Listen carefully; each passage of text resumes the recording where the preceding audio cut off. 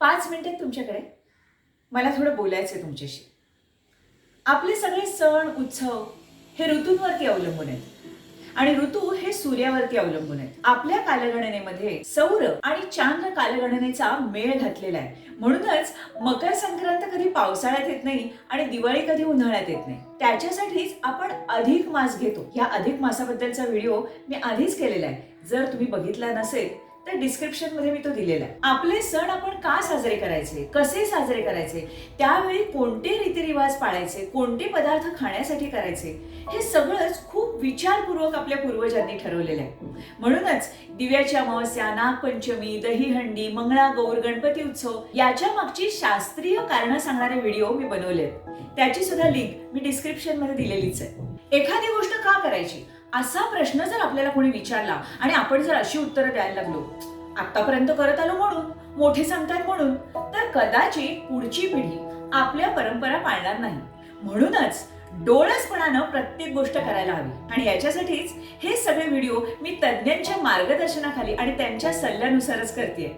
हा व्हिडिओ जर तुम्हाला आवडला तर जरूर जरूर शेअर करा, कारण त्याच्यामुळे आपल्या संस्कृतीचा वारसा अखंड चालू राहील. आणि हो, चॅनेल सबस्क्राईब करायला विसरू नका.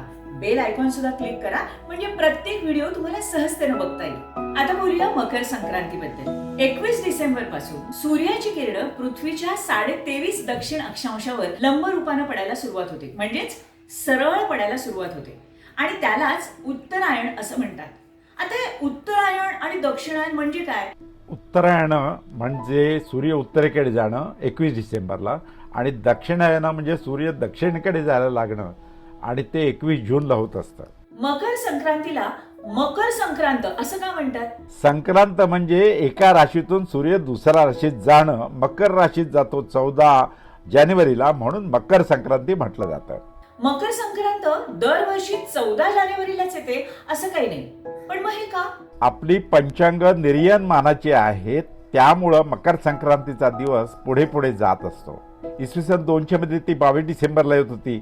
इसवी सन 2100 पासून 16 जानेवारीला येणार आहे आणि 3246 पासून ती चक्क 1 फेब्रुवारीला येणार आहे.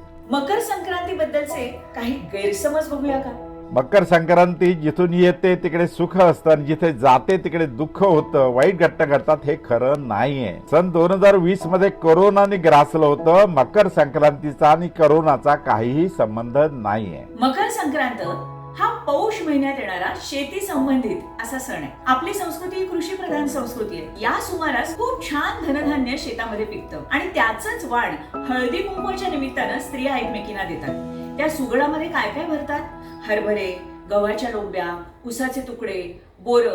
आता तुम्हाला वाटेल हेच पदार्थ का भरायचे, तर ते पदार्थ आरोग्यासाठी खूप महत्वाचे आहेत. ओले हरभरे पचायला एकदम हलके असतात, अंगातलं पित्त कमी करतात आणि जिभेची चव सुधारतात. बोर हे फळ भूक वाढवणारं आहे. याच्यामध्ये विटॅमिन सी भरपूर प्रमाणात असतं. उसाचा रस हा वजन कमी करण्यासाठी सुद्धा उपयोगी असतो आणि ह्याच्यामध्ये न्यूट्रिटिव्ह म्हणजे पोषक तत्व भरपूर असतात. गव्हाच्या लोंब्यांमध्ये भरपूर प्रमाणामध्ये magnesium, calcium, iron, vitamins, proteins हे सगळंच असतं. आता कळलं का सुगडातले हे पदार्थ किती महत्वाचे आहेत ते? पण हल्लीची हळदी कुंकू होतात कशी? घेतलं जातं सुगड, पण मग घरी येऊन ते कुठेतरी कोपऱ्यात लोळत पडतं, त्यातले पदार्थ खराब होतात आणि उगाचच कचऱ्यामध्ये भर होते. पण संक्रांत म्हणजे बदल. आपण आतापासून आपल्या मनामध्ये आणि वागण्यामध्ये थोडासा बदल करूया का आणि हे पदार्थ आपल्या आहारात कसे येतील याचा विचार करूया का? आता हळदी कुंकू कशासाठी? नातेसंबंध जपण्यासाठी. नवरी मुलगी नवीन नवीन लग्न होऊन घरी आलेली असते, तिची सगळ्यांशी या निमित्तानं ओळख होते, बोलण्या वागण्यात मोकळेपणा येतो, हलव्याचे दागिने घालून तिला नटवलं जातं, सजवलं जातं, तिचं कौतुक होतं, तिलाही बरं वाटतं, तिचं टेन्शन कमी होतं. पण याच्यामध्ये सुद्धा एक छोटासा बदल सुचवावा असं वाटतोय. काय आहे? हळदी कुंकू फक्त सौभाग्यवतींसाठी ही जी प्रथा आहे ना, ती काळानुसार बदलायला हवी आणि ते सगळ्यांसाठी खुलं करायला हवं. संक्रांत आहे, बदल व्हायलाच हवा ना.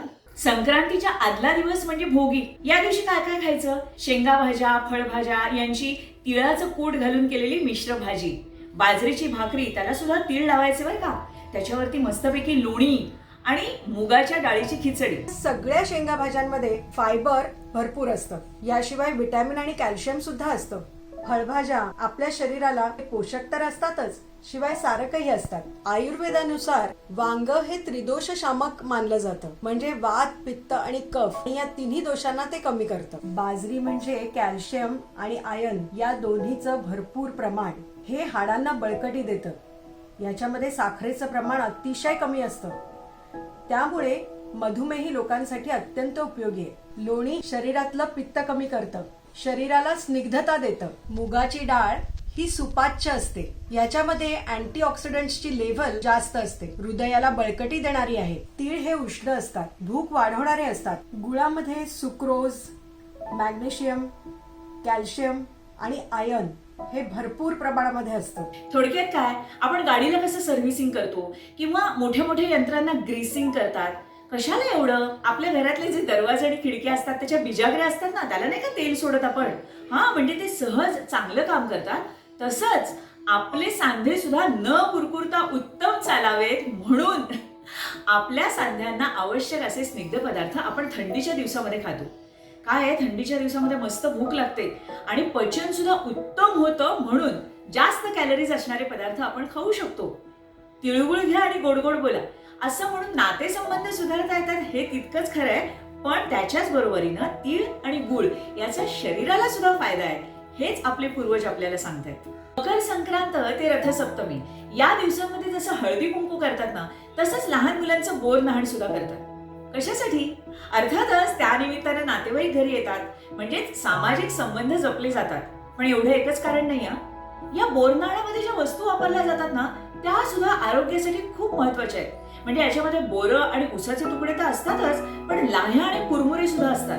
लाह्या आणि कुरमुरे हे दोन्ही पचायला अतिशय हलके. विटॅमिन B1, B6, B3 या सगळ्याचा भरपूर सोर्स याच्यामध्ये असतो. संक्रांतीच्या दिवशी काळे कपडे घालतात का?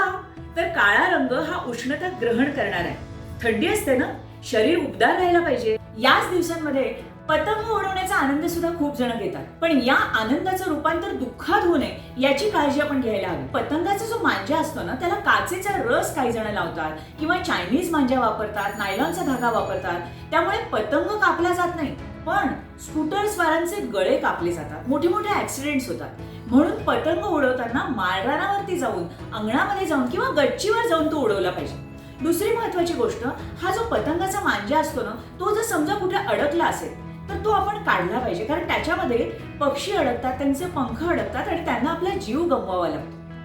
आपल्या आनंदासाठी कोणाला तरी दुःखात लोटणं बरोबर नाही का? आणि मुळात संक्रांत आहे, बदल हा व्हायलाच हवा. संक्रांतीच्या निमित्तानं माझा काय संबंध, मला काय करायचंय, या विचारांमध्ये आपल्याला बदल करता येईल का? अन्याय होत असताना शरणागतीची भाषा जी आपण वापरतो ती आपल्याला बदलता येईल का? शेतकरी आपल्यासाठी अन्नधान्य पिकवतो, पण त्याच्यावरच उपासमारीची वेळ येते. त्यांच्यासाठी आपण काही करू शकतो का? तुम्हाला जर काही सुचत असेल ना, तर कॉमेंट्स मध्ये जरूर लिहा, म्हणजे सगळेजण ते वाचतील. कारण मला माहिती आहे आपल्या सगळ्यांचाच याच्यावर विश्वास आहे की इतना तो हम कर ही सकते हैं.